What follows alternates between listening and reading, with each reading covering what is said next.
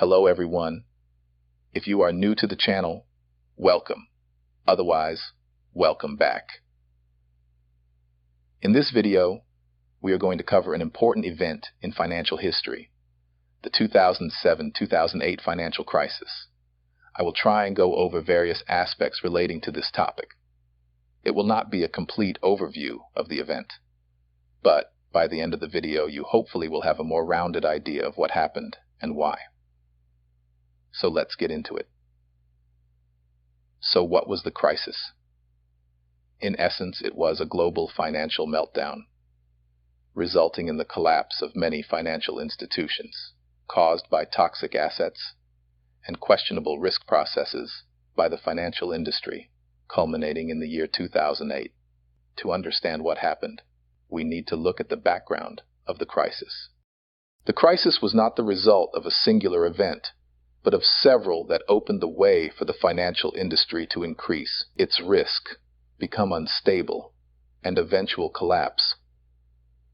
These risks were centered around a single asset, the mortgage, and ultimately the mortgage-backed security, or MBS. If you haven't already, take a look at my derivatives video where we touch on what a MBS is. So let's take a look at the years before the crisis. Almost 10 years before the crisis, a repeal of aspects of the Glass-Steagall Act within the U.S. allowed institutions to mix their principal and agency businesses. This was achieved with the passing of the Financial Services Modernization Act of 1999. This allowed institutions to operate as a commercial bank, retail bank, and insurance company at the same time.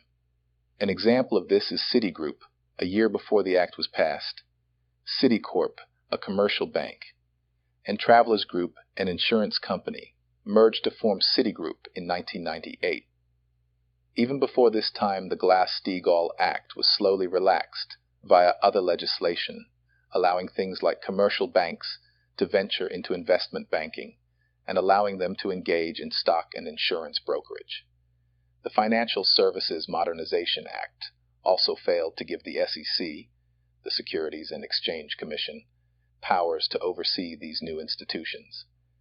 This allowed them to push their risk limits up to, and in some cases, past the point of breaking, without effective oversight. If the crisis were the flames of the fire, something was needed as fuel for it all. This would be the U.S. housing market and the subprime mortgage crisis. In the years preceding the crisis, U.S. banks were issuing mortgages to individuals who were at or even over their financial limit, sometimes many times over. Low interest rates between 2002 and 2004, below 2.5%, along with limited checks by underwriters, would allow them to borrow many times over their salaries. This created a system built around high-risk lending. This allowed for house prices to rise and for a bubble to form. As the number of mortgages increased, as did the number of MBS contracts. As many of the mortgages contained within individual MBS contracts were written to high-risk individuals, this would normally garner low ratings and thus be unappealing to investors. To combat this, the MBS contract underwriters created the contracts so that they gave the appearance of being better than they were. This was achieved by adding some high-rated mortgages, with a majority of poorly rated. Credit rating agencies would then fail to label the contracts to the correct level. This was done to maintain the business from those writing the MBS contracts. These high-risk mortgages were called subprime. In 2006, subprime mortgages constituted for 23.5%, or $600 billion, of the entire mortgage market for that year, as opposed to just 7.4% in 2002. With the perceived high returns from investing in MBS contracts, many institutions had borrowed heavily to invest in them. As with many things in finance, there are structures built on others. The MBS were the subject of other contracts, such as the collateralized debt obligation, or the CDO. CDOs are an asset-backed securities and were used as vehicles to revitalize the MBS contract idea, allowing more money to flow into the system. The CDOs themselves were tranched or layered, and the highest tranche paid first, the lowest last, unless there was not enough left, and thus not paid at all. Again, these CDOs were not immune to further repackaging and would become the victim of something called the synthetic CDO, a CDO built on other CDOs. You can see that the web of contracts built on the underlying mortgage can far exceed the value of the underlying mortgage itself. This is the precarious situation where the underlying can cause the collapse of a much larger financial structure. If the underlying mortgages were not paid, then the MBS would fail. If the MBS fail, then the CDO would fail, as there would not be enough money to pay all tranches. And as we have seen before, each tier of the structure was rife with incorrectly labeled risk. So now we have our fire built, mortgages as the fuel, MBS as the kindling, and CDOs and synthetic CDOs as the tinder. And all that was needed to start this fire was a spark. This came in the form of interest rate rises. As interest rates began to rise around 2005, many of these underlying mortgages started seeing an increase in missed payments. This increased delinquency eroded the whole MBS contract. The ratings the MBS were given should reflect the security of the underlying mortgages being paid each month. However, even high-rated MBS were seeing delinquencies and even foreclosures on the underlying mortgages, with increased number, causing the contracts to fail. Interest rate rises alone are used to slow the economy by reducing lending and putting the squeeze on spending. For further information, see my base rate video.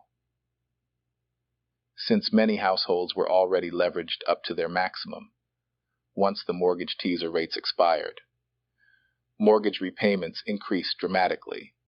This either forced households to miss payments or sell the house, as they were unable to maintain payments.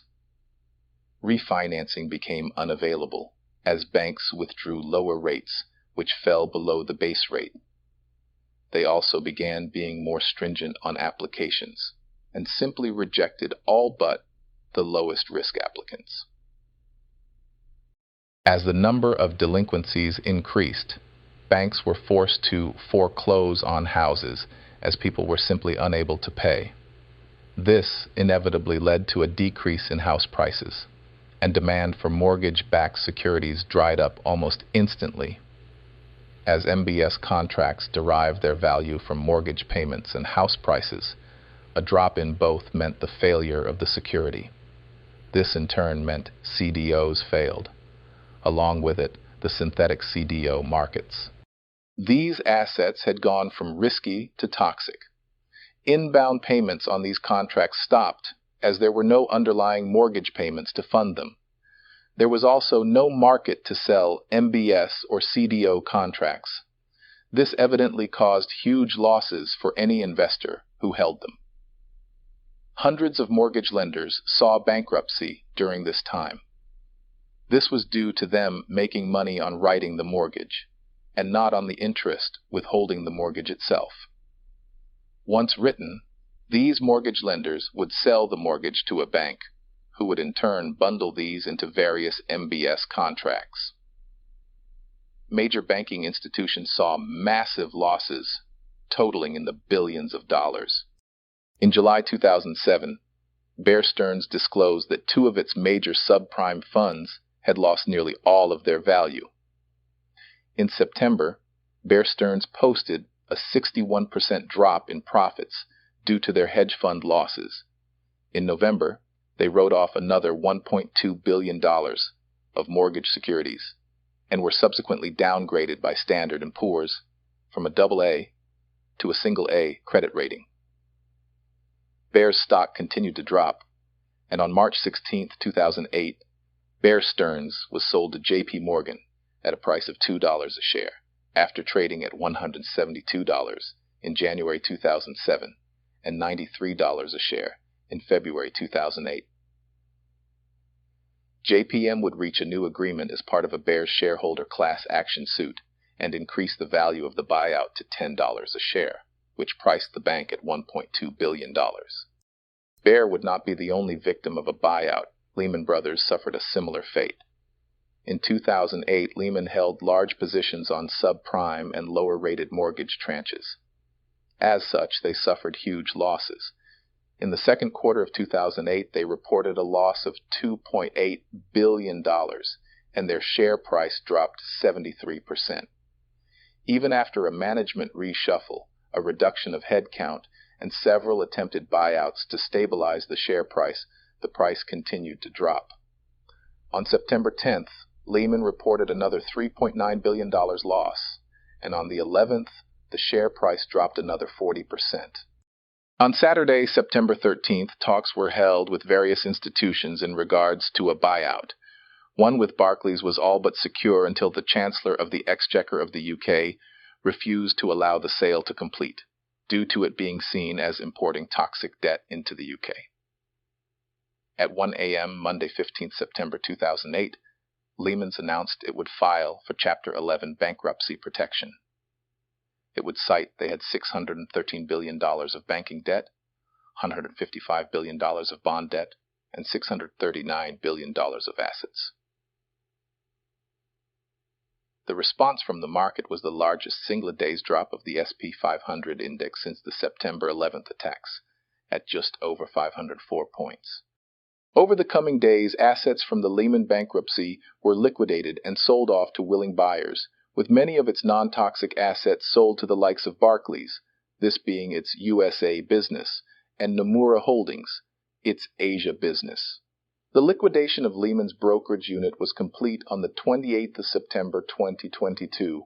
The British operations are still ongoing and are expected to complete no earlier than 2025.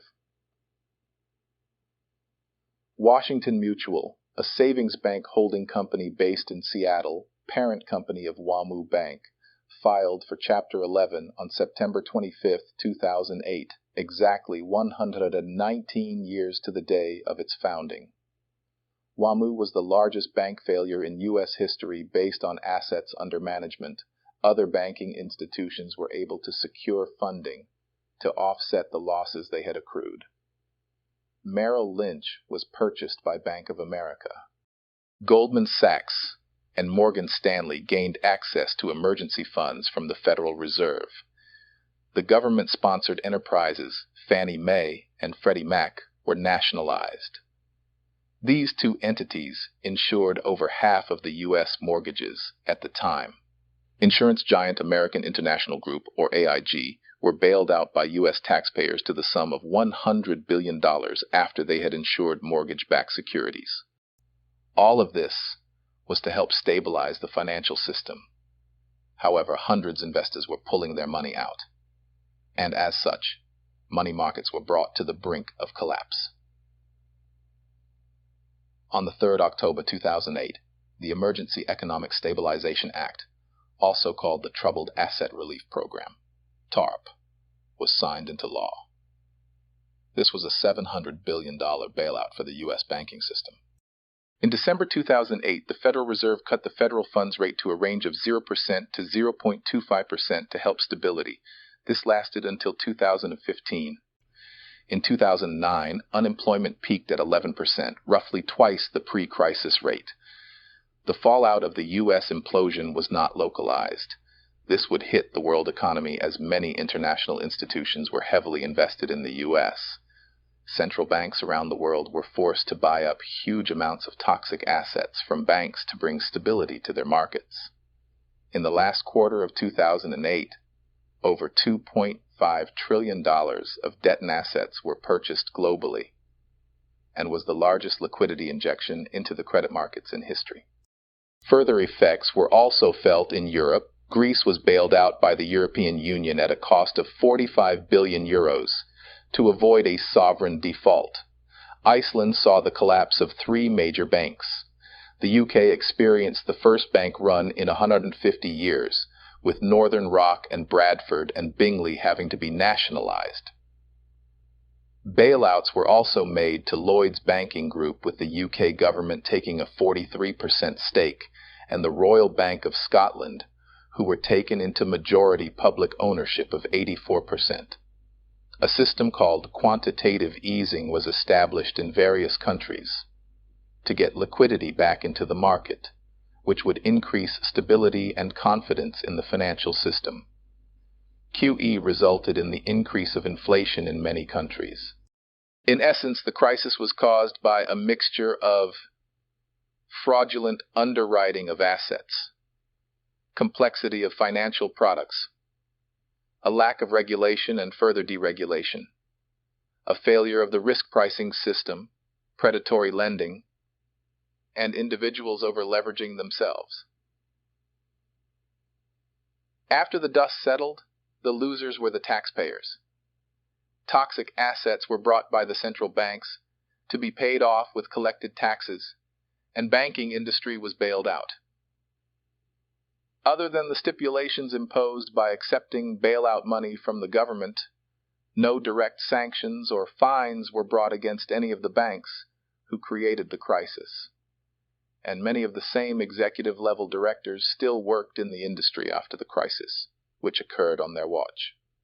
The ongoing effects of the crisis and the methods used to stop it are still being felt over 15 years later. That is all for this video. Please rewatch if anything is unclear. Comment if you want more information, and I will make further videos. If you want more information on why I'm making these videos, please check this video here. As always, look after yourself and your money, and I will see you in the next video.